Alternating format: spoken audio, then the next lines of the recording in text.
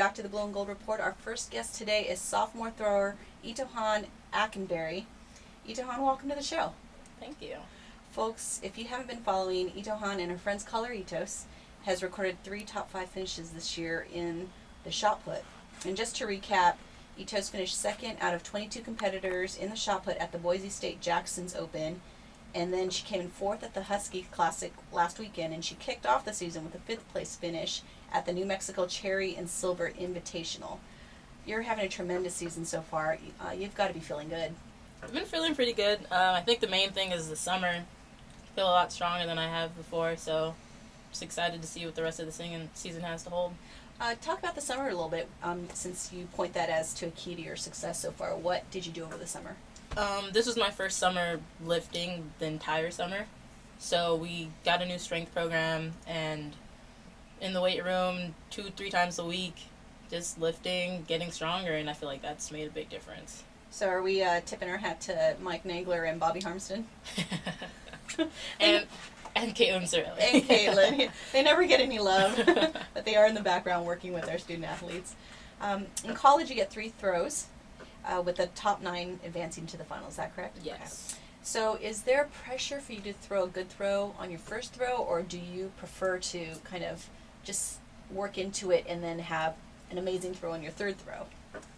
I think with me the big thing is getting a nice, a decent mark out on my first throw, because then I don't have any stress or any pressure. It's just kind of like, all right, let's go have fun now.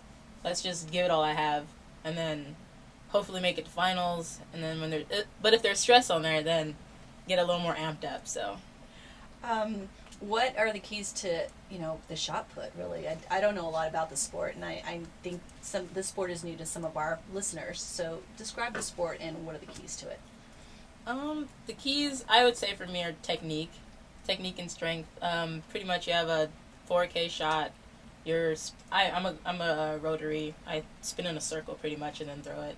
And you pretty much just have to be focused and intact with yourself, and just trust your technique, trust your legs. It's not really an upper body event. It's all lower body, and see how far you can throw it.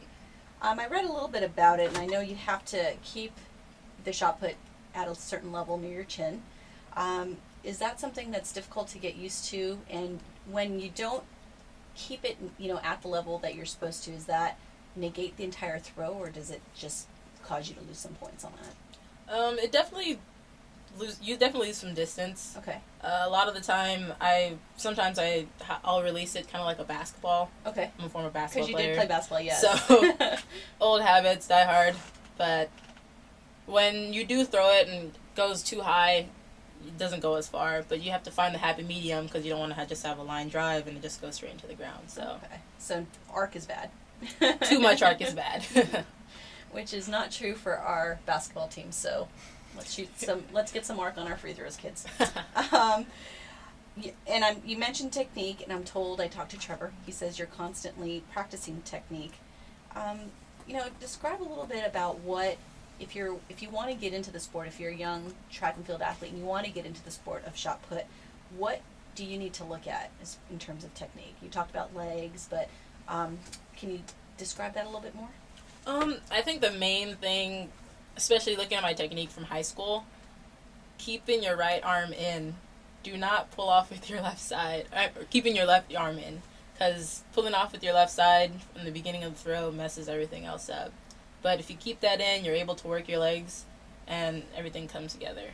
Now, the way you're describing it's different from the discus, because that seems like your arms are a little bit more out. Is that correct?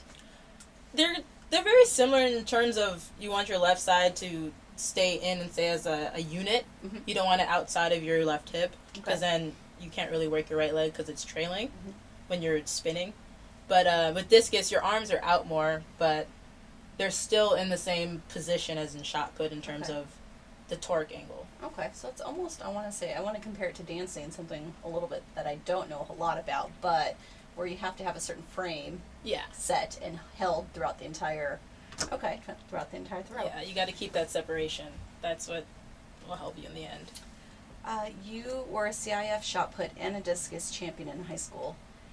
How were you introduced into the track and field sport. You did play basketball, as you said, and you also were a track athlete, but why did you gravitate to those events? It's not really that I gravitated to those, but I played all sports throughout my life. My brother was a big influence on my sports life, so when I transferred to my new high school where I graduated from, my history teacher was the throws coach, Okay. and he told me to come out one day. So I was kind of athletic. I played on the basketball team there, and I was doing pretty well, so pretty much was just raw and I guess kind of strong, so... And decided to make a thrower out of you. Exactly. Went out there, had fun, and here I am today. What has Coach Charlie taught you about the sport so far? I mean, you're a sophomore, so you've worked with her for 2 years now. Talk about first transitioning from high school to college and what you've learned from her. Well, transitioning, I had no idea what I was doing in high school. I still don't have the best clue, but I'm starting to understand it a little more. Like saying, oh, okay, so if I pull my left side off, then my right side's not, then I'm not able to get my leg into the throw, then I reach, and she's taught me a lot about the technique and how to kind of relax, because I get really stressed out, because Okay. I'm trying to, I want to be perfect in a sense, but she's taught me how to just have fun with it and use my ability, so. What type of mental preparation is involved in the shot put? Mental preparation, it's different for every person, but I like to get in my zone, listen to my music, focus on my technique prior to getting in the ring. Okay. So when I get in the ring, I can just go into autopilot and just throw and have fun. I've heard you do the Bernie to relax. Yes, I do. When I get a little too tight, I have to do the Bernie a couple times to shake everything all out. So But you're just there, near the shot put area, and you're just doing the Bernie, just bring it out. Yeah, I have to. We're gonna have to see that in the outdoor. Oh, definitely. Trevor mentioned adrenaline spikes are, prevalent in throwers, and some can control it, and some want to control it, and others just kind of use it. Which line do you fall under? I think that I'm a little bit of two of those. I can kind of control it in terms of like, okay, I need to get pumped up now, time to jump up and down, get my adrenaline running, and then I can use it to change everything so it's not like the energy I have in practice, it's competition now. Okay. So, yeah, definitely a big thing, changing the distances from practice to competition. So was that something that you weren't focused on in high school? Or were you that type of athlete as well in high school? I've always been that kind of a person with the whole adrenaline pumping, getting ready, juiced up. But in high school, I think the difference was my technique base. I'm not that big of a person compared to all these other people that throw, but I use what I have, and adrenaline helps a lot. I do want to talk about that because you talked about staying balanced and using your legs, and this is an advantage when you're taller and you're not very tall. So how do you compensate for not being as tall as some of the other competitors? Two things. Strength. I lift as much as I can to get as strong as I can, but also the technique. I can't. I'm not a big girl, so they have the mass to move the ball easier. Okay. I have to use my mass plus the technique just to throw relatively around where they throw. So do you see other competitors that are taller with terrible technique, and you just think, oh, you'd be so good if I could fix you?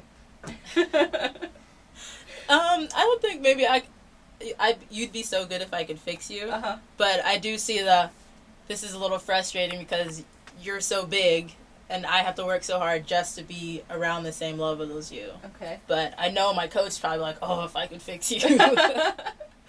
Well, I don't think she has a lot to fix because you're doing so well this year. You talked a little bit about listening to music and getting amped up. Describe what your ritual is on meet day and before you throw. So on meet day, depending on what time I get up, eat my breakfast, all that, have a good base, and then usually at the shot ring 2 hours or so before, do my warm-up about 30 minutes before. I'm listening to music the entire time I'm there. Okay. I have my set playlist. And what's in your playlist? Mainly Lil Wayne, Drake, stuff like that.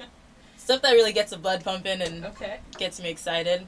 So I'm listening to music, getting in my zone, thinking about what I need to do, and then get into the ring, or warm up, get a little confidence from the throws, and just get ready to do what I can, show everyone what I can do. How many practice throws do you get?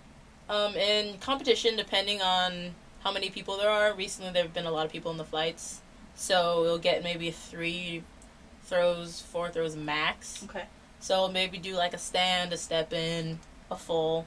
So stand throw, literally just throwing it. Step in is kind of like a pivot. Mm-hmm. So I step through and then do kind of like a half a turn and throw it.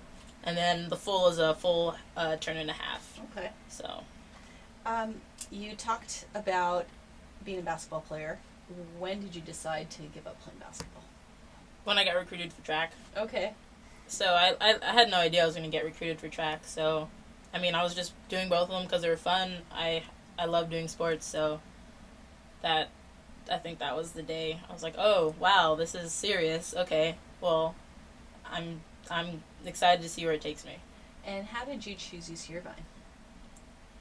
Mainly, it was close to home, great academics, because I'm a bio major. I focus on what I want to do in life. And it's very close to home. California, I love California. I couldn't leave California. Coach was awesome. Really easy to talk to and, like, connected with her. Mm-hmm. So it wasn't really too stressful. I mean, we have, like, we have the coach athlete relationship, but we're a little closer, Mm-hmm. which I could tell as soon as I came on my visit that that's how it was with the athletes, and I really was looking for that. And So excited. great family atmosphere. Yeah, definitely. You talked about being a bio major, and I know you love watching Grey's Anatomy. Am I talking to a future doctor? Definitely. What Future type surgeon? of surgeon? Really? Yes. Wow. Gosh, Kevin. we need to write that one down. You're a family girl. You're from Pasadena, Yes. and you live in Camino del Sol. Do you live in Camino del Sol? Yes. Okay. What's life been like there? Because that's a relatively new, I think, housing environment. Mm-hmm. When I went to school here, we definitely did not have Camino del Sol. But what's life there like for a student athlete? It's really nice. I think the best amenity is having washer and dryer inside your house. Okay. Because a student athlete, we go through clothes like no other. So I'm able to wash my clothes any time of the day or night. It's close to campus. They have study rooms, great for studying. Obviously, it's quiet, and everyone's. I mean, it's Irvine. Everyone here in Irvine has that mellow out feel where everyone's pretty friendly. So the same thing carries over in Camino del Sol. And you kind of gave me a look just to let you know. Trevor told me, so I'm not stalking. That's fine, I know. You're like, how did you know all this stuff about me? I usually talk to friends, so. But being the surgeon, are you following family business? Why did you decide that you wanted to go into medicine and become a surgeon?